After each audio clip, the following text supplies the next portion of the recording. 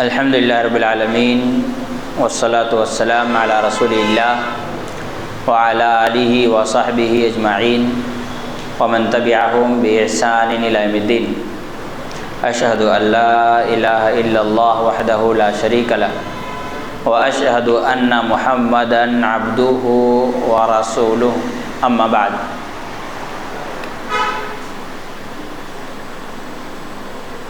Engineer Mirza کے research paper number 5 سے متعلق ہم بات کر رہے ہیں۔ اس سے پہلے 3 درس مکمل ہو چکا ہے، آج چوتھا درس ہے اور انجینئر مرزا کا سب سے زیادہ اہم ٹاپک یہی ہے، بلکہ یوں کہا جائے انجینئر مرزا کی آتما اس ٹاپک میں بند ہے۔ ہاں، انجینئر مرزا جن لوگوں کو گمراہ کرتا ہے اس کی بنیاد یہیں سے شروع ہوتی ہے۔ وہ ہے علی ابن ابی طالب رضی اللہ تعالی عنہ کا امیر معاویہ رضی اللہ تعالی عنہ کے ساتھ جنگ کا ہونا۔ علی رضی اللہ تعالی عنہ کا معاویہ ابن ابی سفیان رضی اللہ تعالی عنہ کے ساتھ جو لڑائی ہوئی اس کا پس منظر کیا ہے، کیسے ہوئی، اور مرزا نے اسے دنیا کے سامنے کیسے پیش کیا، ہم اس کو آج سمجھنے کی کوشش کریں گے۔ سب سے پہلے تو اس حدیث کو ہم سامنے رکھتے ہیں جو سب سے زیادہ چرچے میں ہے، وہ عمار ابن یاسر رضی اللہ تعالی عنہ کی شہادت والی حدیث۔ امام بخاری رحمہ اللہ اپنی صحیح بخاری میں اور دیگر محدثین نے بھی اپنی اپنی کتابوں میں یہ حدیث بیان کی کہ ابو سعید خدری رضی اللہ تعالی عنہ بیان کرتے ہیں کہ جب مسجد نبوی کی تعمیر ہو رہی تھی تو ہم لوگ ایک ایک اینٹ اٹھا رہے تھے مسجد کی تعمیر کے لیے، اور عمار بن یاسر رضی اللہ تعالی عنہ 2 اینٹ ایک ساتھ اٹھا رہے تھے۔ اور یہ بھی بتاتا چلوں کہ عمار ابن یاسر رضی اللہ تعالی عنہ کافی عمر دراز تھے۔ روایات پر غور کریں تو وہ عمر میں اللہ کے رسول صلی اللہ علیہ وسلم سے بھی بڑے تھے، اگر روایات پر غور کریں تو، اس لیے کہ وہ 90 سال سے زیادہ عمر کے ہو چکے تھے جب ان کی شہادت ہوئی تھی۔ اور یہ واقعہ ہے مسجد نبوی کی تعمیر کا۔ اللہ کے رسول صلی اللہ علیہ وسلم نے عمار ابن یاسر رضی اللہ تعالی عنہ کو دیکھا کہ 2 اینٹیں اٹھا کر کے کام کر رہے ہیں، تو اللہ کے رسول صلی اللہ علیہ وسلم نے فرمایا ویح عمار، افسوس ہے عمار کو لے کر کے، تقتلہ الفئۃ الباغیہ، اس کو ایک باغی جماعت قتل کرے گی، یدعوہم الی الجنہ، عمار اسے جنت کی طرف بلا رہے ہوں گے، وَيَدْعُونَهُ إِلَى النَّارِ، اور وہ لوگ عمار کو جہنم کی طرف بلا رہے ہوں گے۔ قالا، ابو سعید خدری رضی اللہ تعالیٰ عنہ کہتے ہیں جب یہ بات اللہ کے رسول صلی اللہ علیہ وسلم نے کہی تو کہتے وقت کیا کر رہے تھے؟ حضرت عمار رضی اللہ عنہ کے بدن سے دھول جھاڑ رہے تھے۔ عمار ابن یاسر رضی اللہ تعالیٰ عنہ نے اس بات کو سننے کے بعد کہا اعوذ باللہ من الفتن، میں فتنوں سے اللہ تعالیٰ کی پناہ چاہتا ہوں۔ اس حدیث کو اس انداز سے پیش کرنا کہ ایک باغی گروہ قتل کرے گی، عمار رضی اللہ تعالیٰ عنہ علی رضی اللہ تعالیٰ عنہ کے ٹیم میں تھے، اور لڑائی امیر معاویہ رضی اللہ تعالیٰ عنہ سے ہو رہی تھی، اس لیے لا محالہ قاتل امیر معاویہ رضی اللہ تعالیٰ عنہ کی جماعت ہوئی اور نعوذ باللہ امیر معاویہ رضی اللہ تعالیٰ عنہ کیا ہو گئے؟ باغی جماعت ہو گئے، ہے نا؟ اس حدیث سے تو یہی سمجھ میں آتا ہے۔ اسی لیے کہا جاتا ہے کہ آدمی ایک حدیث پڑھ کے جب فتویٰ دیتا ہے تو ایسی ہی غلطی کرتا ہے۔ اس حدیث کو سمجھیں صحیح سے، پھر ہم واقعات کو بھی رکھیں گے، پہلے اس حدیث کو سمجھیں۔ سب سے پہلی بات اللہ کے رسول صلی اللہ علیہ وسلم نے فرمایا کہ عمار کو ایک باغی جماعت قتل کرے گی۔ اب باغی کسے کہتے ہیں؟ جو حاکم وقت کے حکومت کے قائم ہو جانے کے بعد بغاوت کرتا ہے اور یہ کہتا ہے کہ ہم اس حاکم کی حکومت تسلیم نہیں کرتے ہیں، ان کے مقابلے میں کوئی دوسرا چاہیے۔ تین چیزیں۔ نمبر ایک، حکومت مکمل طور پر قائم ہو جائے۔ نمبر دو، یہ دعویٰ ہو کہ ہمیں یہ حاکم نہیں چاہیے۔ نمبر تین، اس کے مقابلے میں کوئی دوسرا چاہیے۔ تو وہ گروہ کیا ہوگی؟ باغی جماعت ہوگی۔ ہم دیکھتے ہیں اگر باغی جماعت کی بات کریں تو بغاوت کی ابتدا کب ہوئی؟ عثمان غنی رضی اللہ تعالیٰ عنہ کے دور میں ایک جماعت کھڑی ہوئی، اس نے کہا ہمیں عثمان غنی رضی اللہ تعالیٰ عنہ نہیں چاہیے، ان کے مقابلے میں کوئی دوسرا چاہیے۔ اور بغاوت کب کی؟ عثمان غنی رضی اللہ تعالی عنہ کے حکومت کے امن و سکون سے چلنے کے درمیان۔ حکومت قائم ہو چکی تھی، امن و سکون کے ساتھ حکومت چل رہا تھا، سارے مسائل ٹھیک ٹھاک چل رہے تھے، لوگوں نے دھیرے دھیرے سازش کر کے اچانک عثمان غنی رضی اللہ تعالیٰ عنہ کے گھر کو گھیر لیا اور کہا کہ ہمیں یہ حکومت نہیں چاہیے، حاکم کو بدلو، دوسرا حاکم لے کر کے آؤ۔ تو باغی ہونے کے لیے جو تین شرطیں پائی جانی چاہیے یہ ان لوگوں میں پوری طرح پائی گئی جو عثمان غنی رضی اللہ تعالیٰ عنہ کے دور میں بغاوت کر چکے تھے۔ یہ گروہ عثمان غنی رضی اللہ تعالیٰ عنہ کے حکومت کے ختم ہو جانے کے بعد کیا ختم ہو گئی تھی؟ یہ گروہ باقی تھی۔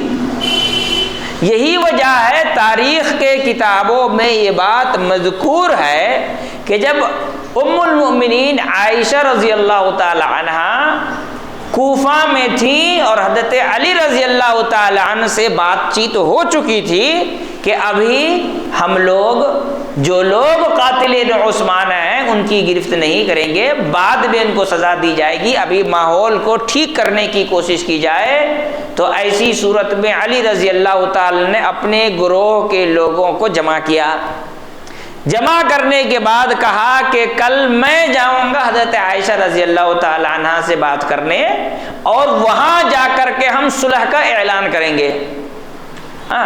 دونوں طرف سے لوگ جمع ہوں گے،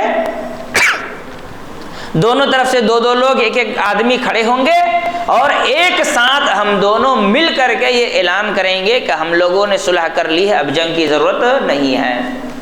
اس وقت علی رضی اللہ تعالی نے کہا کہ میرے ساتھ کوئی بھی قاتل عثمان نہیں جائے گا۔ اس وقت مالک اشتر نخعی جو عثمان غنی رضی اللہ تعالیٰ عنہ کے قاتلوں کا سربراہ تھا، سرگنا تھا، وہ علی رضی اللہ تعالیٰ عنہ کے گروہ میں موجود تھا۔ یہی وجہ ہے نا کہ علی رضی اللہ تعالیٰ نے فرمایا کہ میرے ساتھ کوئی عثمان رضی اللہ عنہ کا قاتل نہیں جائے گا۔ تو اس نے رات میں کہا کہ اگر یہ لوگ صلح کر لیں تو صلح ہماری موت پر ہوگی۔ صلح کس بات پر ہوگی؟ لہٰذا یہ صلح نہیں ہونی چاہیے۔ تو پھر سے امن کے قائم ہونے کے آثار دکھنے کے بعد معاہدہ کو توڑ کر کے رات میں حملہ کیا گیا اور ایک جنگ قائم کرنے کی کوشش کی گئی۔ یعنی باغی جماعت پہلے سے موجود تھی جنگ صفین کے نمودار ہونے، رونما ہونے سے پہلے۔ ٹھیک ہے، اب آئیں کیا باغی ہونے کے لیے جو 3 شرطیں ضروری ہیں وہ حضرت امیر معاویہ رضی اللہ تعالی عنہ کے گروپ پر فٹ کھاتا ہے؟ نہیں۔ وجہ نمبر 1، باغی ہونے کے لیے، غدار ہونے کے لیے، باغی ہونے کے لیے پہلے وفادار ہونا ضروری ہے۔ بھئی جو وفادار ہوگا وہی غدار ہوگا، جو وفاداری نہیں کرے گا غداری کرے گا، ہے نا؟ ویسے ہی باغی ہونے کے لیے پہلے امن کا قیام ہونا، حکومت کا تسلیم ہونا ضروری ہے۔ لیکن ہم دیکھتے ہیں کہ حضرت علی رضی اللہ تعالی عنہ کے حکومت کی پورے اسلامی ممالک میں قبولیت سے پہلے ہی حضرت امیر معاویہ رضی اللہ تعالی عنہ عثمانی غنی رضی اللہ تعالی عنہ کے خون کے انتقام کا مطالبہ کر چکے تھے۔ دوسری بات، حکومت نہ ماننے کا دعویٰ کرنا کہ یہ حاکم ہمیں نہیں چاہیے۔ حضرت علی رضی اللہ تعالیٰ کے خلاف امیر معاویہ رضی اللہ تعالیٰ نے کبھی نہیں کہا کہ ہمیں یہ حاکم نہیں چاہیے، کبھی کہا نہیں کہا، بلکہ انہوں نے کہا کہ میں آپ کے ہاتھ پہ بیعت کرنے کے لیے تیار ہوں، میں آپ کو حاکم ماننے کے لیے تیار ہوں، آپ امیر المومنین بنے، میں اس پر کوئی اعتراض نہیں کرتا، بس میرے رشتہ دار ہیں کون؟ حضرت عثمان رضی اللہ عنہ۔ حضرت عثمان رضی اللہ تعالیٰ حضرت امیر معاویہ رضی اللہ عنہ کے بہن بھی تھے، ان کی بیوی حضرت امیر معاویہ رضی اللہ تعالیٰ عنہ کی رشتے میں بہن تھی۔ چنانچہ حضرت امیر معاویہ رضی اللہ عنہ نے کہا کہ میں ان کا وارث ہوں، میں ان کے خون کا بدلہ چاہتا ہوں، مجھے وہ دے دیجئے، میں حکومت تسلیم کرنے کے لیے تیار ہوں۔ تو بغاوت کی دوسری شرط، حکومت قائم ہو جائے، امن ہو جائے، اس کے بعد بغاوت ہوتی ہے۔ یہاں تو اسٹیبلٹی آئی نہیں تھی، پہلی شرط گئی۔ دوسری شرط کیا ہو گئی؟ باغی ہونے کے لیے ہم حکومت کا انکار کریں، حضرت امیر معاویہ رضی اللہ عنہ نے حکومت کا بھی انکار نہیں کیا۔ تیسری شرط یہ پائی جاتی ہے اس کے بدلے میں کسی اور کا مطالبہ کرنا۔ حضرت امیر معاویہ رضی اللہ تعالیٰ عنہ نے زندگی میں ایک بار بھی یہ لفظ اپنے زبان سے نہیں نکالا کہ علی کے بدلے مجھے یا کسی فلاں فلاں کو حکومت دی جائے، کبھی بھی انہوں نے اپنی زبان سے نہیں کہا۔ لہذا باغی ہونے کے لیے جو 3 شرطیں ہونی چاہیے وہ تینوں شرطیں یہاں موجود نہیں ہیں۔ چلیں آگے بڑھتے ہیں۔ اس حدیث میں ہے کہ تدعوہ الی الجنۃ، تدعوہم الی الجنۃ، یدعوہم الی الجنۃ ویدعونہ الی النار، کہ عمار رضی اللہ تعالیٰ عنہ انہیں جنت کی طرف بلائیں گے، وہ لوگ عمار رضی اللہ عنہ کو کدھر بلائیں گے؟ جہنم کی طرف۔ یعنی جو باغی گروپ ہوگی اس کی بڑی نشانی یہ ہوگی کہ وہ جہنم کی طرف دعوت دینے والے ہوں گے۔ اس کا مطلب کیا ہوا؟ جہنم کی طرف جو بلائے گا وہ مسلمان ہوگا کہ کافر ہوگا؟ مسلمان ہو سکتا ہے۔ تو اس اعتبار سے اگر ہم یہ کہیں کہ امیر معاویہ رضی اللہ تعالی عنہ باغی گروپ میں کے ذمہ دار تھے تو نعوذ باللہ امیر معاویہ رضی اللہ تعالی عنہ جہنم کی طرف بلانے والے ہو گئے، ہوئے نا؟ ہوئے کہ نہیں ہوئے؟ ہوئے۔ تو جب جہنم کی طرف بلانے والے ہوئے تو نعوذ باللہ پھر مسلمان بھی نہیں رہے، مسلمان رہے نہیں رہے۔ اللہ کے رسول صلی اللہ علیہ وسلم نے حضرت حسن رضی اللہ عنہ کے بارے میں کہا ان ابنی ھذا سید، میرا یہ بچہ سردار ہے، لعل اللہ یصلح بہ، مجھے پوری امید اور یقین ہے کہ اللہ رب العالمین میرے اس بچے کے ذریعے سے صلح کروائے گا بین فئتین مسلمین عظیمتین، 2 بڑے مسلمان گروہوں کے بیچ میں صلح کروائے گا۔ اس کا معنی کیا ہوا؟ 2 جماعت ہوگی، دونوں کیا ہوگی؟ مسلمان ہوگی۔ اور یہ صلح کس کے بیچ ہوئی؟ حضرت حسن اور حضرت امیر معاویہ رضی اللہ عنہ کے بیچ۔ اس کا مطلب یہ ہوا کہ حضرت امیر معاویہ رضی اللہ عنہ مسلمان تھے، جب صلح ہوئی تب مسلمان تھے، ہے نا؟ جب صلح ہوئی تب مسلمان تھے، اور جنگ صفین اس سے پہلے ہوئی تھی، اس کا معنی ہوا کہ وہ مسلمان تھے۔ اچھا اس حدیث کا تو کوئی انکار ہی نہیں کر سکتا، کیوں؟ اس لیے کہ یہ حدیث شیعوں کی بھی کتابوں میں بھی ہے اور ادھر صحیح بخاری میں بھی ہے اور دیگر کتب حدیث میں بھی موجود ہے۔ تو تدعونہ الی النار ویدعوہ الی الجنہ، وہ عمار رضی اللہ عنہ کو جماعت جہنم کی طرف بلائے گی اور عمار رضی اللہ عنہ انہیں جنت کی طرف بلائیں گے۔ یہ والی بات بھی امیر معاویہ رضی اللہ تعالیٰ پر فٹ نہیں ہوتی، کیونکہ وہ جہنم کے داعی نہیں تھے، کیونکہ جہنم کا داعی مسلمان نہیں ہوگا۔ رسول اللہ صلی اللہ علیہ وسلم نے امیر معاویہ رضی اللہ تعالیٰ عنہ کے مسلمان ہونے کا اعلان کیا اس وقت جب حضرت حسن رضی اللہ تعالیٰ عنہ سے معاہدہ ہوگا، جو کہ بعد کا ہے، کس سے؟ جنگ صفین سے پہلے کا۔ لہذا یہ حدیث امیر معاویہ رضی اللہ تعالی عنہ پر دو وجہوں سے فٹ نہیں کھاتی۔ نمبر ایک، جہنم کی طرف دعوت دینے والی بات۔ نمبر دو، باغی کے لیے جو شرطیں ہیں وہ 3 شرطیں: اسٹیبلٹی ہونا، حکومت کا مکمل قائم ہو جانا، دوسرا حاکم کا انکار کرنا، تیسرا اس کے جگہ دوسرے کا مطالبہ کرنا۔ یہ تینوں شرطیں امیر معاویہ رضی اللہ تعالیٰ عنہ پر فٹ نہیں کھا رہی ہے، اس لیے یہ حدیث ٹیکنیکلی کسی بھی اعتبار سے امیر معاویہ رضی اللہ تعالیٰ عنہ پر فٹ نہیں کھاتی۔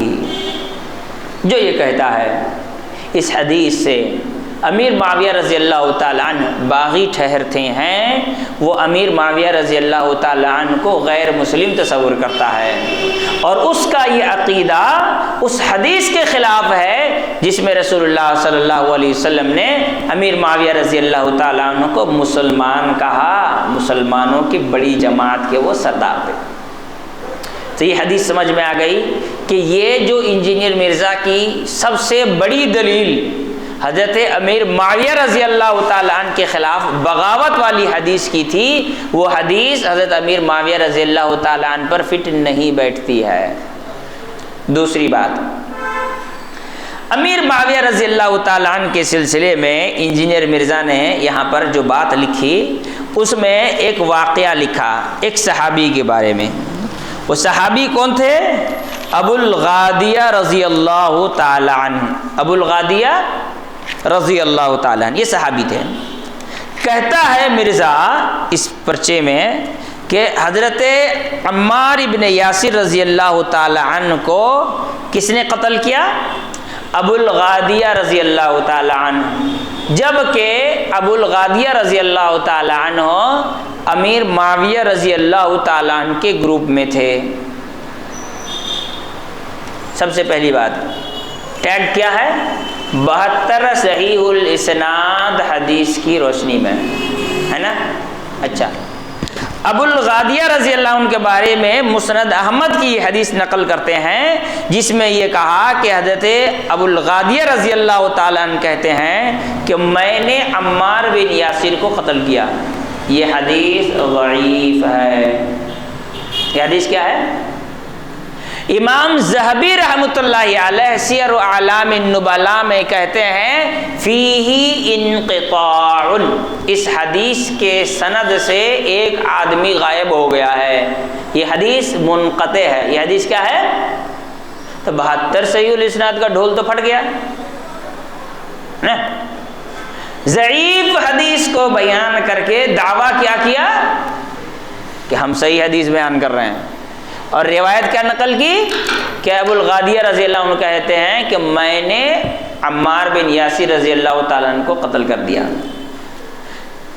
اسی کتاب مسند حاکم میں، مسند امام محمد بن حنبل، اسی طرح مستدرک حاکم میں اس بات کا ذکر موجود ہے کہ حضرت عمار بن یاسر رضی اللہ عنہ کا ذکر ہو رہا تھا، حضرت عمار بن یاسر رضی اللہ عنہ کا ذکر ہو رہا تھا، لوگ ان کی بڑی تعریف کر رہے تھے۔ تو ایسے میں جب تعریف کی باتیں ہو رہی تھیں، ابو الغادیہ رضی اللہ تعالیٰ عنہ کہتے ہیں کہ ایک آدمی نے کہا کہ اگر جنگ کی حالت میں پا گیا تو عمار بن یاسر کو قتل کر دوں گا۔ تو لوگوں نے اس کو برا بھلا کہا۔ پھر جب جنگ ہوئی تو اس آدمی نے جس نے حضرت عمار بن یاسر رضی اللہ تعالیٰ عنہ کو قتل کرنے کا وعدہ کیا تھا، اس آدمی نے عمار ابن یاسر رضی اللہ عنہ کو قتل کر دیا۔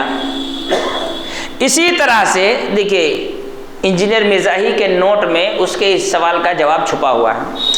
انجینئر مرزا خود یہاں پر ایک روایت نقل کرتا ہے مسند احمد ہی کے حوالے سے، کہتے ہیں سیدنا حنظلہ بن خولہ خویلد تابعی رحمہ اللہ بیان کرتے ہیں کہ میں نے معاویہ ابن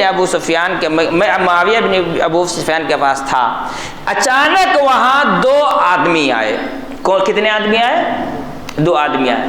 پہلے اس نے لکھا کہ ابو الغادیہ رضی اللہ عنہ قاتل ہیں، پھر اسی کے نیچے وہ ایک اور روایت لکھ رہا ہے کہ 2 آدمی آئے، اس کے پاس عمار بن یاسر رضی اللہ تعالی عنہ کا کٹا ہوا سر تھا۔ کیا تھا؟ یہ کون بیان کر رہا ہے؟ انجینئر مرزا خود اپنے ہی پرچے میں۔ پہلے حضرت ابو الغادیہ رضی اللہ عنہ کو اس نے مجرم کہہ دیا بنا سوچے سمجھے، ضعیف روایت نقل کر کے، پھر اس کے نیچے لکھ رہا ہے کہ کٹا ہوا سر لے کر 2 آئے اور آپس میں جھگڑنے لگے کہ میں نے قتل کیا، میں نے قتل کیا، میں نے قتل کیا۔ 2 آدمی آ کے جھگڑنے لگے۔ سیدنا عبداللہ ابن عمرو ابن عاص رضی اللہ تعالیٰ نے فرمایا تم دونوں اب اس اپنے ساتھی کے حق میں چھوڑ دو، کیونکہ اللہ کے رسول صلی اللہ علیہ وسلم نے ارشاد فرمایا کہ عمار بن یاسر کو ایک باغی گروہ قتل کرے گا۔ 2 آدمی آئے، ٹھیک، انہوں نے آ کر حضرت عمار رضی اللہ عنہ کا سر لا کر کے دیا اور لا کر کے آپس میں جھگڑنے لگے۔ کیوں جھگڑ رہے تھے؟ سوچے کہ یہ حضرت علی کے گروپ کے ایک آدمی کو مار کر کے لائے ہیں، کچھ انعام و اکرام مل جائے گا، لیکن انہوں نے ان کو ڈانٹ کر کے وہاں سے بھگا دیا۔ تو یہ حدیث بتلاتی ہے کہ حضرت ابو الغادیہ رضی اللہ تعالیٰ عنہ قاتل نہیں تھے، یہ انجینئر مرزا نے خود لکھا۔ دوسری بات، اچھا جن لوگوں نے قتل کیا وہ کون تھے؟ مسند احمد کے حوالے سے اس نے لکھا، مسند احمد سے پہلے کتاب لکھی گئی طبقات ابن سعد کے نام سے۔ کیا نام ہے؟ طبقات ابن سعد۔ اس کتاب میں نام بیان کیا گیا کہ حضرت عمار بن یاسر رضی اللہ تعالیٰ عنہ کو کس نے قتل کیا ہے؟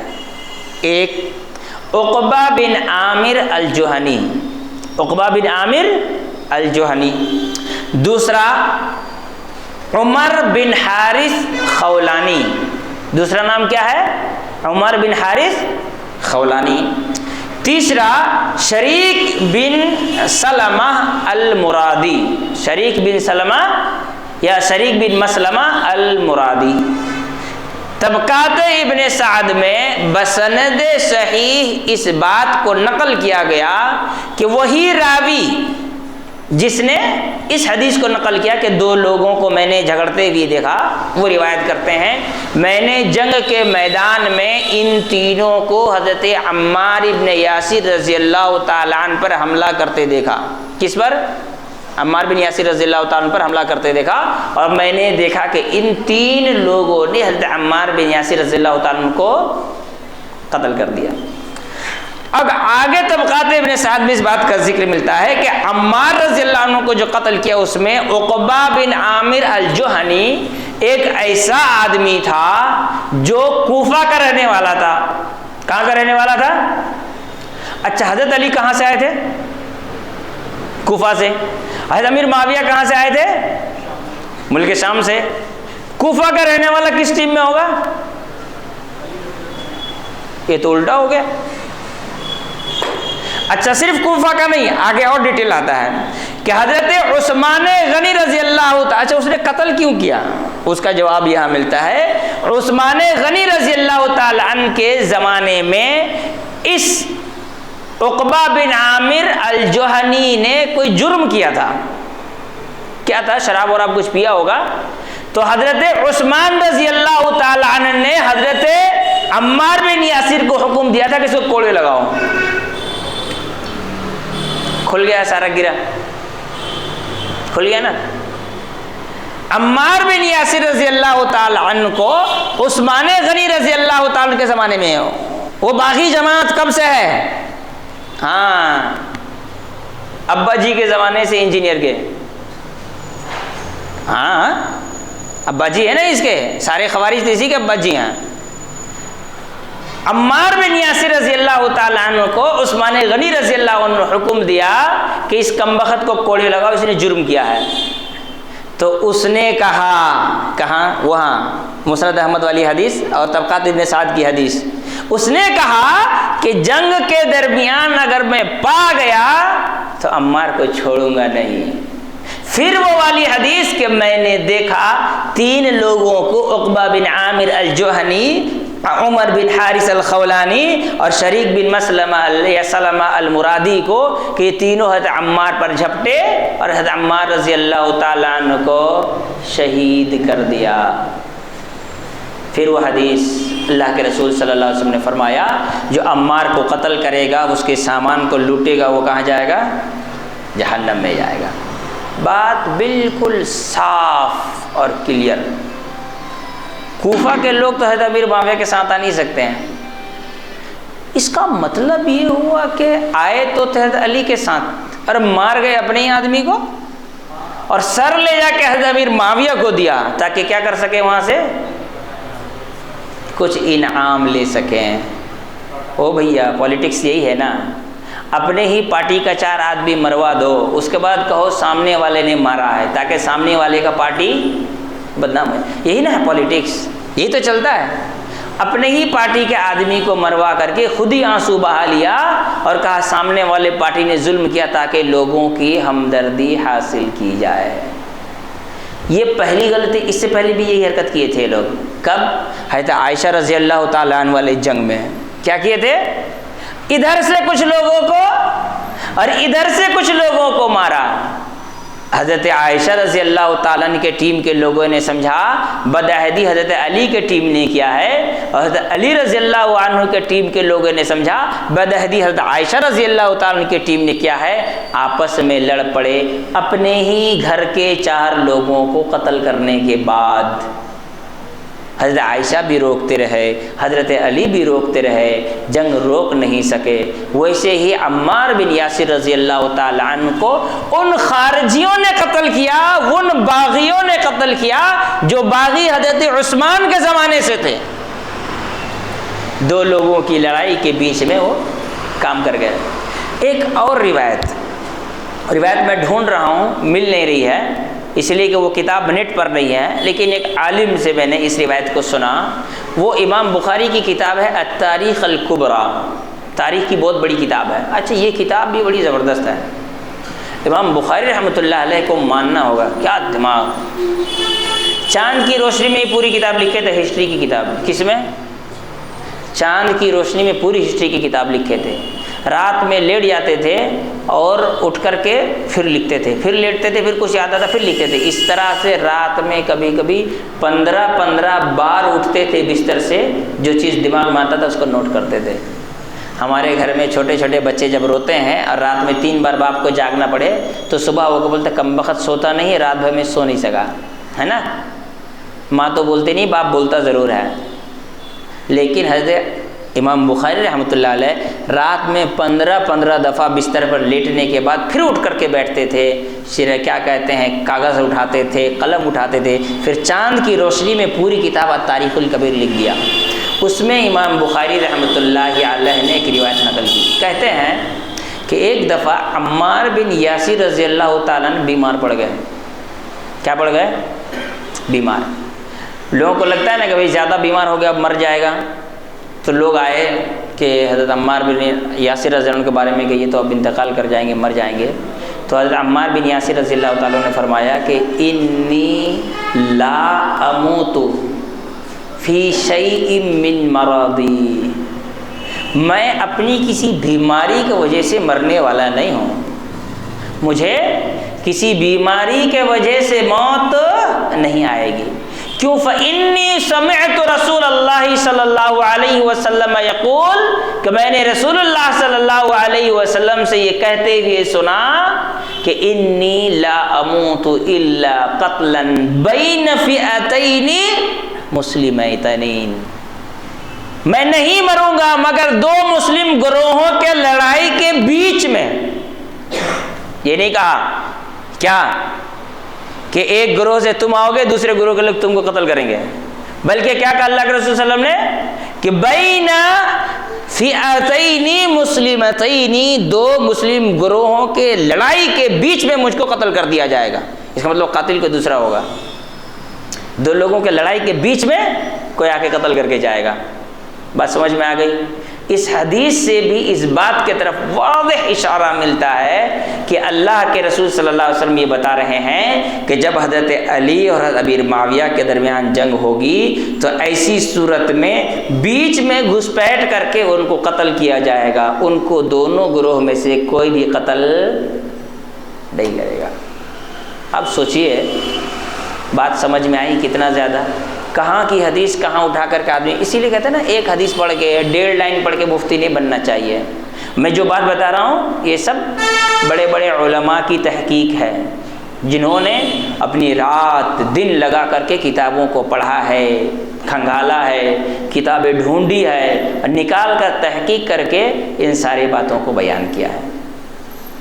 اب یہاں ہم دیکھ رہے ہیں، جب یہ دونوں چیز کو ہم دیکھ لیتے ہیں نا تو اس حدیث کو سمجھنا بڑا آسان ہو جاتا ہے، جس میں اللہ کے رسول صلی اللہ علیہ وسلم نے فرمایا کہ میرے امت میں دو گروہ آپس میں لڑیں گے۔ کیا فرمایا اللہ کے رسول صلی اللہ علیہ وسلم نے؟ کہ میرے امت میں دو گروہ آپس میں لڑائی لڑیں گے۔ اب دو گروہوں میں سے کون حق پر ہوگا؟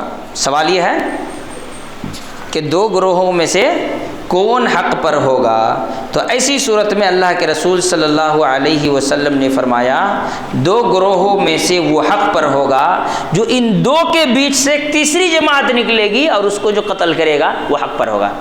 حدیث اس طرح سے ہے، اللہ کے رسول صلی اللہ علیہ وسلم نے فرمایا، وہ کہاں چھوٹ گئی وہ حدیث؟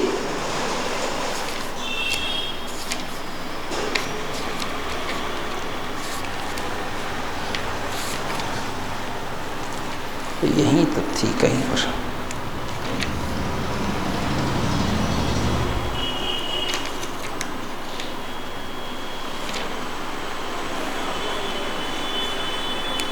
ہاں یہ حدیث ہے، صحیح مسلم کی حدیث ہے اللہ، اور ہاں صحیح بخاری میں بھی کتاب المناقب باب علامات النبوہ میں حدیث موجود ہے۔ اللہ کے رسول صلی اللہ علیہ وسلم نے فرمایا انہو تخرج فرقۃ، یقیناً نکلے گی ایک جماعت، حین اختلاف بین المسلمین، مسلمانوں کے اختلاف کے بیچ سے، مسلمانوں کے اختلاف کے بیچ سے ایک جماعت نکلے گی، تقتلہم اول الطائفتین بالحق، ان دو جماعتوں میں سے جو جماعت اس تیسری جماعت کو قتل کرے گی وہ کیا کرے گی؟ زیادہ حق سے قریب ہوگی۔ اولت طائفتین بالحق، حق سے زیادہ قریب ہوگی۔ اس حدیث میں کیا ہے؟ اللہ کے رسول نے کیا فرمایا؟ ایک جماعت نکلے گی جب مسلمانوں کے درمیان اختلاف ہوگا، مسلمان آپس میں لڑیں گے تو بیچ سے ایک اور گروپ نکلے گی، ٹھیک ہے؟ اس گروپ کو جو قتل کرے گا وہ حق سے زیادہ قریب ہوگا، وہ کیا ہوگا؟ حق سے زیادہ قریب ہوگا۔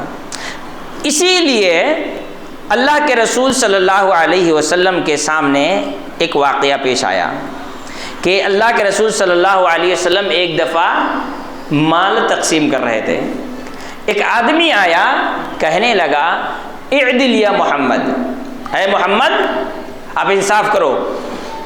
اللہ کے رسول صلی اللہ علیہ وسلم نے فرمایا کہ اگر میں انصاف نہیں کروں گا تو کون انصاف کرے گا پھر اس دنیا میں؟ میں اگر انصاف نہیں کروں گا تو کون انصاف کرے گا؟ وہ آدمی جانے لگا۔ اللہ کے رسول صلی اللہ علیہ وسلم نے فرمایا اس کے نسل سے ایسے لوگ پیدا ہوں گے جن کی تلاوت تم سے بہتر ہوگی۔ انجینئر مرزا، میں تو شیخ سدیس سے بہتر قرآن پڑھتا ہوں، جن کی تلاوت تم سے بہتر ہوگی۔ ماشاء اللہ میں نے قرأت کا کورس کیا ہے، اور قرآن ہمیشہ دیکھ کے غلط پڑھتا ہے، ہمیشہ، ہے نا؟ اس کا ویڈیو ہے کہ نہیں ہے جی، میں نے تو قرآن کا تلاوت کا کورس کر رکھا ہے، وہ دوسروں کی تلاوت میں غلطی نکالے گا۔ اللہ کے رسول صلی اللہ علیہ وسلم نے کیا فرمایا؟ جن کی تلاوت تمہاری تلاوت سے بہتر ہوگی، جن کے نمازوں کے سامنے تم اپنی نماز کو حقیر سمجھو گے۔ واہ ماشاء اللہ، اپنی نماز کی تعریف اور دوسرے نمازوں کی ہمیشہ وہ برائی کرتے رہتا ہے نا، ہمیشہ لوگوں کی برائی کرتا ہے، یہ ایسا ہے تو ایسا ہے، یہ ایسے ہیں ویسے، اپنا نماز کا، دین کا، ایمان کا، اپنے آپ کو پختہ ثابت کرنے کی ہمیشہ کوشش کرتے رہتا ہے۔ اللہ کے رسول نے فرمایا لیکن ان کی تلاوت، ان کی نمازیں حلق سے نیچے نہیں اترے گی، گلے میں لٹکا ہوا رہ جائے گا۔ پھر اللہ کے رسول صلی اللہ علیہ وسلم نے فرمایا کہ اس کے گروپ میں کو جو قتل کرے گا وہ حق پر ہوگا، جو اس کو قتل کرے گا وہ حق پر ہوگا۔ چنانچہ جنگ نہروان حضرت علی رضی اللہ تعالیٰ عنہ اور حضرت امیر معاویہ رضی اللہ تعالیٰ عنہ کی آپس میں لڑائی ہوئی، بیچ میں جنگ ختم ہو گئی، ٹھیک ہے۔ اچھا اس میں یہ بھی واقعہ ہے کہ جنگ ختم ہونے کے بعد حضرت علی رضی اللہ تعالیٰ عنہ نے دونوں گروپ میں جو قتل ہوئے ان کے لیے مغفرت کی دعا کی، یا اپنے گروپ میں نہیں، دونوں گروپ میں جو لوگ قتل ہوئے ان کے لیے مغفرت کی بھی دعا کی۔ اب لیجئے اس کا مطلب کیا ہوا؟ حضرت علی رضی اللہ تعالیٰ عنہ حضرت امیر معاویہ رضی اللہ عنہ کے جماعت کے لوگوں کو باغی نہیں مانتے تھے، یہ حدیث تو انہوں نے بھی پڑھی تھی، اس حدیث کا تو اس وقت سب سے زیادہ چرچا تھا، لیکن اس حدیث کے بنیاد پر حضرت علی رضی اللہ تعالیٰ عنہ نے بھی حضرت امیر معاویہ رضی اللہ تعالیٰ عنہ کو کیا نہیں کہا؟ باغی نہیں کہا۔ اس کی ہم تفصیل آگے بیان کریں گے۔ اب جنگ بندی ہوگی، کیا ہوگا؟ تحکیم، فیصلہ ہوگا، ادھر سے کچھ آدمی آئیں گے، ادھر سے کچھ آدمی آئیں گے، تو جماعت کھڑی ہوئی، اب ان کا کام تھا جنگ کروانا، کوئی مرے لیکن مار نہیں سکے جتنے لوگوں کو شہید کرنا چاہتے تھے، یہ چاہتے تھے حضرت امیر معاویہ شہید ہو جائے، حضرت علی شہید ہو جائیں، سارے شہید ہو جائیں تاکہ ہماری حکومت قائم ہو جائے، لیکن یہ دونوں تو بچ گئے۔ اب کہا فیصلہ ہوگا، تو ان لوگوں نے کہا ان الحکم الا للہ، فیصلہ تو اللہ کرے گا، تم انسان کون ہو فیصلہ کرنے والے ہو؟ تو بھئی اللہ کا فیصلہ قرآن میں موجود ہے، اس فیصلے کو کوئی انسان نہ نافذ کرے گا یا فرشتے آئیں گے؟ انسان کا کام ہے نافذ کرنا؟ نہیں جی فیصلہ تو اللہ کا ہوگا، ہم تمہارے ساتھ نہیں ہیں۔ علی رضی اللہ عنہ بھی نعوذ باللہ کافر اور معاویہ رضی اللہ عنہ کو بھی نعوذ باللہ کافر، دونوں کو کافر کہہ دیا، سارے مسلمان کافر۔ ان کی ایک چھوٹی سی جماعت نکل گئی کہ نہیں ہم آپ لوگوں کا ساتھ نہیں، آپ لوگ سب کافر ہیں، سارے صحابہ سارے مسلمان سب کو کافر کہہ کے تیسری جماعت نکل گئی۔ اب جب معاملہ سب ٹھنڈا ہو گیا تو علی رضی اللہ تعالیٰ عنہ گئے کہاں؟ ان لوگوں سے قتال کرنے کے لیے۔ پہلے مناظرہ بھی ہوا، حضرت عبداللہ ابن عباس رضی اللہ عنہ کہنے لگے کہ تمہاری نظر میں سارے کافر ہیں، ایسا ویسا بہت ساری بات چیت کیے، اس میں سے یہ بھی کہا کیا وجہ ہے؟ میں دیکھتا ہوں تمہارے ساتھ ایک بھی صحابی نہیں ہے، تمہارے ساتھ ایک بھی صحابی نہیں ہے، مطلب جس گروپ میں صحابی نہ ہو اس گروپ کے غلط ہونے کی دلیل یہی کافی ہے۔ یہ کس نے کہا؟ عبداللہ ابن عباس رضی اللہ تعالیٰ کہ تمہارے ساتھ ایک بھی صحابی نہیں ہے، کیا وجہ ہے؟ پھر بہت ساری باتیں وغیرہ، بہت سارے مسائل ہوئے، بہت سارے لوگ توبہ کیے، بہت سارے لوگ توبہ نہیں کیے۔ جو توبہ نہیں کیے تو ایسی صورت میں حضرت علی رضی اللہ تعالیٰ عنہ نے ان کو قتل کر دیا، وہ سارے مارے گئے، اور حضرت علی رضی اللہ تعالیٰ عنہ نے ان میں سے ایک ایک کو پلٹ پلٹ کر کے چیک کیا کہ ان میں کون کون ہیں، تو اس آدمی نے جس نے کہا تھا انصاف کرو، اس کے نسل کا وہ آدمی پایا گیا، اس نسل کا وہ آدمی پایا گیا جس کو حضرت علی رضی اللہ تعالیٰ عنہ نے قتل کر دیا۔ تو ایسی صورت میں حضرت علی رضی اللہ تعالیٰ عنہ نے کہا اللہ کا شکر ہے کہ میں حق پر ہوں، ہے نا۔ تو تیسری جماعت کو جو قتل کرے گا، یہاں حدیث کے الفاظ کیا ہے؟ اولت طائفتین بالحق، ایک حدیث میں ہے اقرب الی الحق، حق سے زیادہ قریب۔ اچھا حق سے زیادہ قریب کے بارے میں جب ہم بات کر رہے ہیں تو آئیے انجینئر مرزا نے اس حدیث کو بھی یہاں بیان کیا، بیان کرنے کے بعد معنی میں بڑی غلط گند پھیلائی، معنی کرتے وقت اس نے اس میں کیا کیا؟ تبدیلی پیدا کر دی۔ کیا تبدیلی پیدا کی؟ اب یہاں پر اس حدیث کو دیکھ لیجئے، صحیح مسلم کی حدیث میں ہے، سیدنا ابو سعید خدری جو بیان فرماتے ہیں کہ رسول اللہ نے ارشاد فرمایا میری بعد میری امت کے 2 گروہوں میں تقسیم ہو جائیں گی، یعنی سیدنا علی اور معاویہ رضی اللہ عنہ، پھر ان دونوں مسلمان گروہوں کے اندر ہی سے ایک تیسرا فرقہ یعنی خوارج کا الگ ہو جائے گا، اور اس الگ ہو جانے والے فرقہ خوارج سے وہ گروہ قتل کرے گا جو ان دونوں گروہوں میں اقرب الی الحق ہوگا۔ یہ ترجمہ اس نے کیا کیا؟ اقرب الی الحق۔ پھر اس نے نوٹ لکھا، یہاں پر اس نے گندگی پھیلائی، کہا اقرب الی الحق سے مراد حق والا گروہ، اور دلیل اس کی یہ ہے قرآن حکیم میں اللہ رب العالمین نے، اللہ تعالیٰ نے غزوہ احد کے موقع پر منافقین کے واضح کفر کے لیے بھی اقرب کا لفظ استعمال کیا ہے۔ اقرب الی الحق یعنی حق سے، حق والا یا حق سے قریب۔ اقرب الف سے، عین سے نہیں، عین سے اقرب کا معنی بچو ہو جائے گا پھر، ہاں الف سے اقرب کا معنی ہوتا ہے زیادہ قریب، ہے نا۔ یہ کمپیریٹیو سینٹینس جس کو بنتا ہے نا، ہاں یعنی ایک آدمی دوسرے کے مقابلے میں زیادہ قریب ہوگا، ایک آدمی دوسرے کے مقابلے میں زیادہ قریب ہوگا۔ جیسے کہتے ہیں اکبر، اللہ اکبر، اللہ سب سے بڑا ہے، یعنی سب کے مقابلے میں اللہ بڑا ہے، باقی سب اس کے مقابلے میں چھوٹے ہیں۔ تو زیادہ کا معنی دیتا ہے اس کو، اس میں کمپیریزن پایا جاتا ہے، تقابل، تفضیل، اس کو عربی زبان میں اس میں تفضیل کہتے ہیں۔ اقرب زیادہ قریب، امام نماز پڑھا رہا ہے، پہلے صف میں جو ہے وہ امام سے زیادہ قریب ہے، جو آخری صف میں نماز پڑھ رہا ہے وہ تھوڑا دور ہے لیکن وہ بھی قریب ہی ہے، جو باہر ہے اس کا کاؤنٹنگ نہیں ہے۔ اس کا مطلب 2 گروہوں میں وہ گروہ جو اس تیسرے کو قتل کرے گی وہ زیادہ قریب ہوگی، کس کے؟ حق کے۔ اس کا مطلب دوسری جماعت بھی حق پر ہوگی، وہ کاؤنٹنگ میں ہوگی۔ اگر کاؤنٹنگ میں نہیں ہوتی تو کیا آ جاتا؟ فہو علی الحق، تو جماعت کیا ہوگی؟ حق پر ہوگی۔ لیکن اقرب الی الحق مانے زیادہ قریب ہوگی۔ اب رسول اللہ صلی اللہ علیہ وسلم نے کہا زیادہ قریب ہوگی، غلط پر نہیں ہوگی، غلط پر نہیں ہوگی۔ اچھا اگر یہ غلط پر نہیں ہوگی تو باغی والی حدیث کیسے فٹ ہوگی؟ تب تو دونوں حدیث ٹکرا گیا نا، دونوں حدیث ٹکرا گیا۔ منافقین کے بارے میں اللہ تعالیٰ نے کیا کہا؟ اقرب الی الکفر، یہ کفر سے زیادہ قریب ہے۔ اس کا مطلب کیا ہے؟ اس کا مطلب کیا ہے؟ ایمان سے زیادہ دور ہے، کمپیریٹیو ہے، کمپیریزن ہے اس میں۔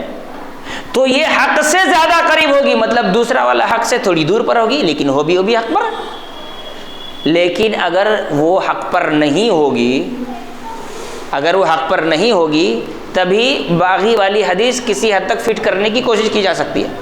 لیکن جب باغی والی حدیث ایک جگہ بغاوت کرنے والا حق سے قریب ہوگا، یہ حق کے مخالف ہوگا، حق کے مخالف ہوگا، تو اللہ کے رسول صلی اللہ علیہ وسلم نے صحیح بخاری اور صحیح مسلم میں اس مسئلے کا فیصلہ سنا دیا کہ حضرت علی اور حضرت امیر معاویہ کے درمیان لڑائی ہوگی، دونوں میں سے غلطی پر کوئی نہیں ہوگا، دونوں میں سے غلطی پر کوئی نہیں ہوگا۔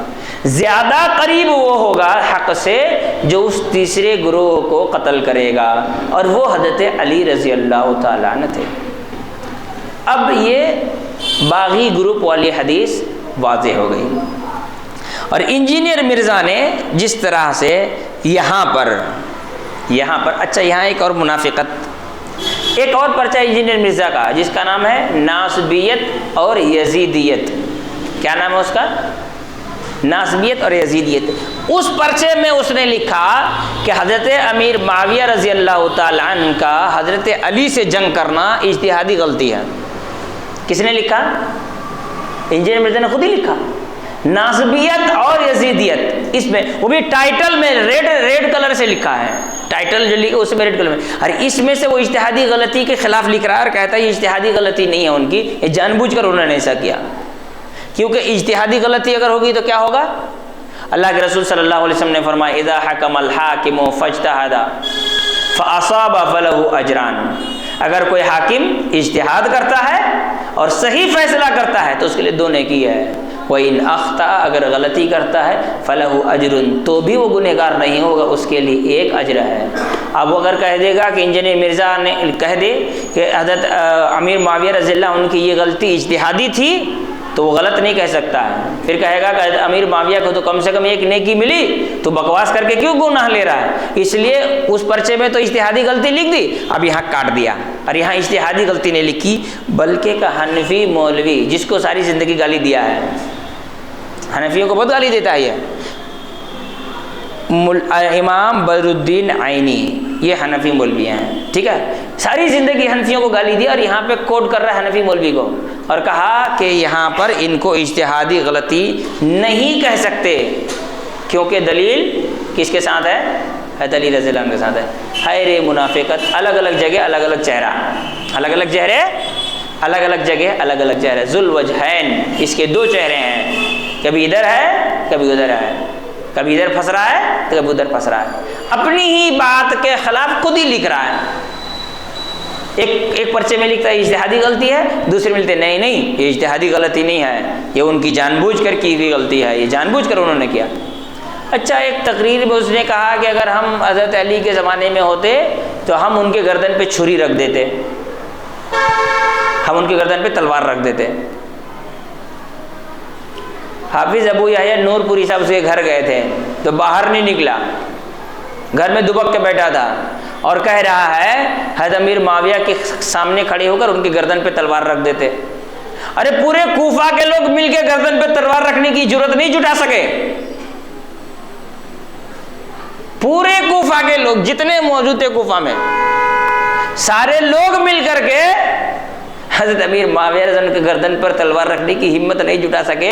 یہ کل کا گدھا بولتا ہے کہ ہم ان کے گردن پہ تلوار رکھ دیتے، وہ نا کہاں راجہ بھوج کہاں گنگوا تیلی، کہاں راجہ بھوج کہاں گنگوا تیلی۔ اگر کسی کتے کے بدن پر ٹائیگر کی پینٹنگ کر دے تو ٹائیگر نہیں ہو جاتا، 4 آدمی لے کے گروپ کے اندر بیٹھ کر کے بھونکنے سے کوئی فرق نہیں پڑ جاتا ہے نا، کہ ہم ان کے گردن پہ تلوار رکھ دیتے ہیں۔ بات تو سنو، تلوار رکھ دیتے ہیں کس کے؟ حضرت علی رضی اللہ تعالیٰ عنہ جب حضرت امیر معاویہ سے لڑائی ہو رہی تھی نا، امیر معاویہ رضی اللہ تعالیٰ عنہ نے کوفہ کے لوگوں کو جمع کیا، کہا کہ حضرت عثمان کو شہید کر دیا گیا، ان کا بدلہ لینا ہے، بولو تم لوگ۔ سب منڈی نیچے کر کے بیٹھ گئے، سرے تسلیم خم ہے، آپ جو بولیں گے ہم کرنے کو تیار ہیں۔ حضرت علی رضی اللہ تعالیٰ نے کوفہ کے لوگوں سے کہا کہ معاویہ مان نہیں رہے ہیں، لگتا ہے لڑائی کرنی ہوگی، بتاؤ۔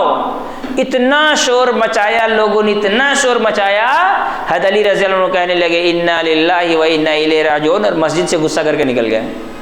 حضرت علی کے ساتھی لوگ کیسے تھے؟ خود نہج البلاغہ میں ایک چیپٹر ہے، بابو فی ذم اصحابہ، فی ذم اصحابہ، حضرت علی رضی اللہ تعالی عنہ کے اپنے لوگوں کی مذمت کا باب کیا ہے؟ اپنے لوگوں کی مذمت، اپنے لوگوں کو جو وہ کنڈم کر رہے ہیں نا، اس کا چیپٹر ہے۔ اس میں حضرت علی رضی اللہ عنہ کیا کہتے ہیں؟ ذلیل من نصرتموہ، تم نے جس کی بھی مدد کی اس کو تم لوگوں نے کمزور کر دیا، جس کی تم نے مدد کی اس کو تم نے کمزور۔ کس نے لکھا؟ نہج البلاغہ تو ہم لوگ پرنٹ کیے نہیں، اب مان لیتے ہیں کہ کسی نے چھاپ دیا تو ان کی غلطی، اور اگر مان دیتے ہیں صحیح لکھا تب تم ہی بتاؤ۔ حضرت علی رضی اللہ عنہ نے اپنی ہی شیعوں سے کیا کہا کہ ذلیل من نصرتموہ، تم نے جس کی بھی مدد کی تم نے اس کو ذلیل کر کے رکھ دیا، کمزور کر کے رکھ دیا۔ پھر کہا انتم کثیرون فی الباحات وقلیلون فی الساحات، بات کرنے میں تم لوگ بہت زیادہ ہو لیکن ساحتن مانے میدان، میدان میں تم مٹھی بھری بچ جاتے ہو، بھاگ کہاں جاتے ہو؟ جب میدان کی باری آتی ہے تم سب بھاگ جاتے ہو۔ حضرت علی رضی اللہ تعالیٰ نے ایک مرتبہ تنگ آ گئے، کن سے؟ اپنے ساتھیوں سے، خط لکھا، کس کو؟ حضرت امیر معاویہ رضی اللہ عنہ کو کہا، اور کیا کہا کہ بھائی میرا 10 لے لے اور اپنا 1 دے دے، میرا 10 لے لے اپنا 1 دے دے۔ یہ تو ٹیم تھی حضرت علی رضی اللہ تعالیٰ عنہ کے ساتھ، اور اس زمانے کے لوگ ان کے ساتھ موجود ہو کر کے اتنی ہمت نہ جٹا سکی کہ نبی کے سالے کے گردن پہ تلوار رکھ دیں۔ یہ آج کا چوہا پیدا ہو کے کہتا ہے ہم اس زمانے میں ہوتے تو ہم تو مولا علی کے سپورٹ میں کھڑے ہوتے ان کے گردن پہ چھری رکھ دیتے۔ بیوقوف، ابھی کچھ دن پہلے ایک اور مولانا پہنچ گیا ہے طارق مسعود جہلم میں، بولے 48 گھنٹے کا ٹائم ہے، ایک ویڈیو بنا کے کہو کہ میں بات کرنے کو تیار ہوں، غائب۔ نہیں جی بہت بزی ہو گیا، وہ غائب ہو گیا۔ ابھی ایک اور صاحب بول رہے ہیں کہ میں آ رہا ہوں، چپی باندھ کے رکھا ہے، کوئی جواب بن نہیں رہا ہے، پھر چپ چاپ بیٹھا ہوا ہے، اور یہ کہہ رہا ہے کہ ہم گردن پہ تلوار رکھ دیتے ہیں۔ اچھا، اس میں آخری بات، باغی والی حدیث کو پھر سے ہم لے کے آتے ہیں۔ ہم اہل حدیث کیا کہتے ہیں؟ منہج سلف، سلف صالحین کا طریقہ حدیث کو سمجھنے کے لیے۔ سلف صالحین میں سب سے پہلے درجے پہ کون آتے ہیں؟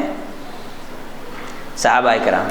اس حدیث کے روشنی میں کسی ایک صحابی نے حضرت امیر معاویہ رضی اللہ عنہ کو باغی کہا ہو، ہے نا، کہ چلو ٹھیک ہے جنگ ختم ہو گئی، حضرت علی کو کہنا چاہیے تھا کہ دیکھ بھائی معاویہ، بات ایسی ہے کہ اللہ کے رسول صلی اللہ علیہ وسلم نے کہا تھا کہ جو عمار کو قتل کرے گا وہ باغی ہوگا، اور جو نہیں قتل کرے گا وہ حق پر ہوگا، اب تو ثابت ہو گیا ہے، لہٰذا اب مان جاؤ، جھگڑا ختم کرو۔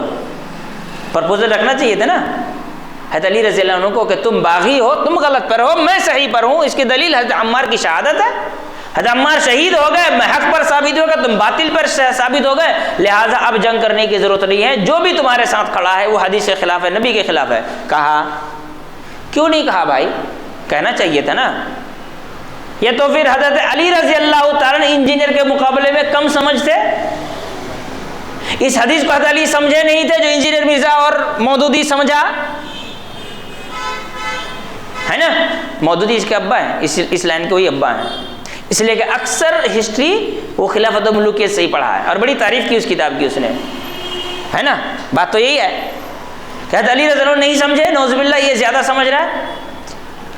اچھا، حضرت علی نہیں بولے، وہ صحابہ کرام جو حضرت امیر معاویہ کے ساتھ تھے انہوں نے کہا کہ بھائی غلطی ہو گئی، ہم لوگ کو تو ساتھ میں نہیں رہنا چاہیے تھا، ہم لوگ جا رہے ہیں واپس، اب ہم حضرت علی کے ٹیم میں۔ ایک آدمی کوئی ثابت نہیں کر سکتا جو حضرت امیر معاویہ کے ٹیم سے یہ کہہ کر نکل گیا ہو کہ حضرت عمار شہید ہو گئے، لہٰذا ہم باغی ٹھہرتے ہیں، ہم غلطی پر ہم توبہ کرتے ہیں، ہم جا رہے ہیں حضرت علی کے ٹیم پہ۔ ایک آدمی بھی نہیں گیا۔ اس کا مطلب صحابہ اکرام میں سے ایک بھی صحابی، کتنے؟ ایک بھی صحابی نے اس حدیث کی بنیاد پر حضرت امیر معاویہ رضی اللہ عنہ اور ان کے ٹیم کے لوگوں کو باغی نہیں سمجھا۔ اور انجینئر مرزا اور مودودی اور یہ سارے لوگ کیا کر رہے ہیں؟ کیا کہتے ہیں کہ اس حدیث سے وہ باغی ٹھہرتے ہیں۔ مطلب یہ ہوا بھائی ہم تو صحابہ اکرام کے نقش قدم پر چلنا چاہتے ہیں، صحابہ اکرام اگر باغی کہے ہوتے تو ہم بھی کہتے، کسی صحابی نے نہیں کہا اس لیے ہم بھی نہیں کہہ رہے ہیں۔ اب ایک انجینئر کا چیلا کہتا ہے کسی صحابی نے کہا ہوگا، محدثین نے نہیں لکھا، طرفداری کرتے ہوئے، بھائی طرفداری کرنی ہوتی تو اس حدیث کو ہی نہیں لکھتے، اگر طرفداری کرنی ہوتی تو اس حدیث کو غائب کر دیتے کہ تقتلوا الفئۃ الباغیہ، کہ ایک باغی گروپ ان کو قتل کر دی۔ اگر طرفداری کرنی ہوتی تو اس حدیث کو کیوں لکھتے؟ نہیں لکھتے۔ یعنی محدثین میں بھروسہ نہیں ہے تو اس حدیث پہ کیسے بھروسہ ہوا؟ یہاں ایک اور بڑا کھیل یہ ہو گیا کہ پاکستان میں ایک صاحب ہے غامدی، منکر حدیث، اس نے کہا عمار والی حدیث ضعیف ہے، میں نہیں مانتا اس حدیث کو، اس نے حدیث کا انکار کر دیا، اور انجینئر صاحب اس کا ہاتھ چوم رہے تھے، لے بابا اس نے عمار والی حدیث کا انکار کر دیا، انجینئر اس کی تعریف بھی کر رہا ہے، اس کا ہاتھ بھی چوم رہا ہے، اور پھر اسی حدیث کو بیان کر کے حضرت امیر معاویہ کو، بھائی اس نے تو تیرے گردن ہی دبا دیا، جس حدیث کو تو نے دلیل بنایا، ہم نے کیا، ہمارے اسلاف نے اور علماء نے اس کو واضح کر دیا کہ یہ حدیث ان پر فٹ نہیں کھاتی ہے. اس نے سرے سے اس حدیث کا انکار کر دیا، اور تو اس کا ہاتھ بھی چوم رہا ہے، شرم نہیں آ رہی ہے، تعریف بھی کر رہا ہے، اور پھر اس حدیث سے مسئلہ بھی نکال رہا ہے. ابے کدھر ہے؟ نہ ادھر ہے نہ ادھر ہے. مطلب جیسے آڈینس مل جائے اور جس میں ویوز زیادہ ملے وہ بک دو، ہے نا، جس سے لوگ خوش ہوں، رافضیوں کو شیعوں کو خوش کرنے ملے، اس حدیث کو بیان کرو. یہ تو انجینئر مرزا کا کیریکٹر ہے حضرت امیر معاویہ اور حضرت علی رضی اللہ عنہ کی جنگ کے معاملے کے سلسلے میں. اس پورے جنگ کی جو وجوہات تھے، جو اسباب تھے، اس پہ بات کرنے کے لیے جائیں گے تو اور بہت لمبا چلا جائے گا. اس لیے کہ مہینوں کی جنگ 1 گھنٹے میں کیا بیان کریں گے؟ کیوں جنگ ہوئی، کیسے شروعات ہوئی. حضرت عثمان غنی رضی اللہ تعالی عنہ کی شہادت ہی مین مدعا رہا. اس کے علاوہ بھی کچھ چیزیں رہیں. حضرت علی رضی اللہ تعالیٰ عنہ مدینہ کو کیپٹل ہٹا کر کے کوفہ میں کیپٹل بنائے تھے. حضرت امیر معاویہ نے کہا نہ، ایسا نہ کر بھائی، جو لوگ کوفہ سے آپ کو بلا کر، مدینہ سے بلا کر کوفہ لائے، سب غدار ہیں، ان کے ساتھ مت رہو. آپ کی ٹیم میں ایسے لوگ موجود ہیں جو حضرت عثمان کے قاتل ہیں، ان کو ساتھ مت رکھو، یہ غداری کریں گے، تکلیف دیں گے، مصیبتوں میں ڈالیں گے. حضرت علی رضی اللہ عنہ کہتے ہیں معاملہ سمجھ جائے تو میں ان کو ہٹا دیتا ہوں. حضرت امیر معاویہ نے کہا نہیں، معاملہ تو نہیں سمجھے گا، الٹا اور بگڑے گا. ایک اعتبار سے آپ دیکھیں تو حضرت امیر معاویہ رضی اللہ تعالی عنہ نے جو فیوچر کے بارے میں بیان کیا تھا، جو پیشین گوئی کی تھی، وہ ساری کی ساری سچ ثابت ہوئی. اخیر میں حضرت علی رضی اللہ تعالی عنہ نے بد دعا دی اپنے انہی ساتھیوں کو جو حضرت امیر معاویہ کے خلاف لڑنے کے لیے حضرت علی رضی اللہ عنہ کو صبح شام ابھارتے تھے، کہ اللہ تعالیٰ تم پر بنو ثقیف کے ایک ظالم کو مسلط کرے گا جو تمہیں کاٹ پیٹ کر کے رکھے گا. 100 سال بھی نہیں، صرف اور صرف 30 سال کے اندر. کتنے سال کے اندر؟ کیونکہ حضرت علی کے رضی اللہ عنہ کے بعد حضرت حسن 6 مہینہ خلیفہ رہے، اس کے بعد 20 سال تک حضرت امیر معاویہ رضی اللہ عنہ خلیفہ رہے، اس کے بعد یزید کی خلافت آئی، یزید 2.5-3 سال رہا یا 5 سال کے قریب، اس کے بعد اچانک اس کی موت ہو گئی. یزید کے زمانے میں چیف ان کمانڈر کون بنا تھا؟ حجاج بن یوسف الثقفی. اور پھر اس نے مروان کے زمانے میں پیٹا دبا کر کے پورے کوفہ والوں کو کاٹ کر کے رکھ دیا. 30 سال بھی نہیں لگے. حضرت علی رضی اللہ عنہ کے بد دعا کے بعد 30 سال بھی نہیں لگے، کوفہ والوں کو ایک بنو ثقیف کے آدمی نے مارا اور ان کا خون بہایا. حضرت علی رضی اللہ عنہ کیوں بد دعا دی ان کو؟